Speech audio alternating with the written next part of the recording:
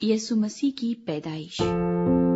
اب یسوع مسیح کی پیدائش اس طرح ہوئی کہ جب اس کی ماں مریم کی منگنی یوسف کے ساتھ ہو گئی تو ان کے اکٹھے ہونے سے پہلے وہ روح القدس کی قدرت سے حاملہ پائی گئی۔ بس اس کے شوہر یوسف نے، جو راست باز تھا اور اسے بدنام کرنا نہیں چاہتا تھا، اسے چپکے سے چھوڑ دینے کا ارادہ کیا۔ وہ ان باتوں کو سوچ ہی رہا تھا کہ خداوند کے فرشتے نے اسے خواب میں دکھائی دے کر کہا،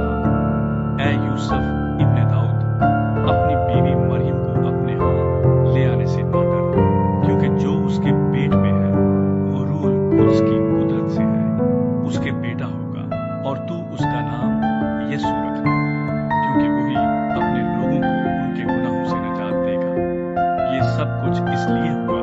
کہ جو خداوند نے نبی کی معرفت کہا تھا وہ پورا ہو، کہ دیکھو ایک کماری حاملہ ہوگی اور بیٹا جنے گی اور اس کا نام